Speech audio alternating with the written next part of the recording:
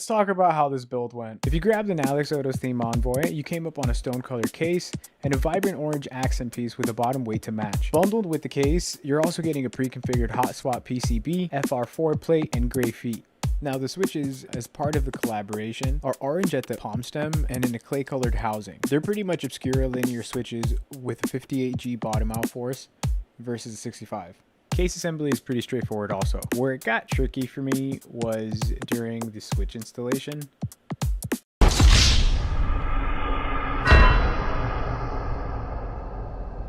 Yeah, I pushed the hot swap socket clean off the back of that PCB. Oh, brother, this guy stinks! Now, before you castrate me for my following actions, I acknowledge that this could have been repaired. I personally didn't feel confident enough with the level of soldering it took to fix it, so I did the next best thing. I got a solder board instead. Now, because I'm so impatient and have no shame in admitting it, despite having ruined the socket, I continued on building the board, and in doing so, ran into yet another confusing setback. In short, I didn't lube my wires past the bend.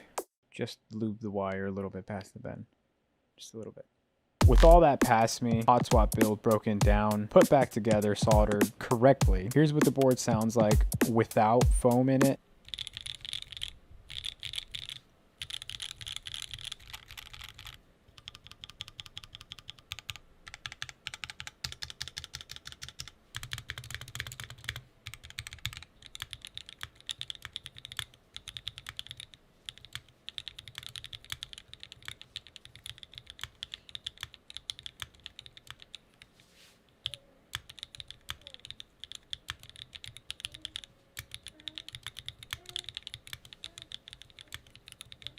And here's what it sounds like with Envoy's foam kit.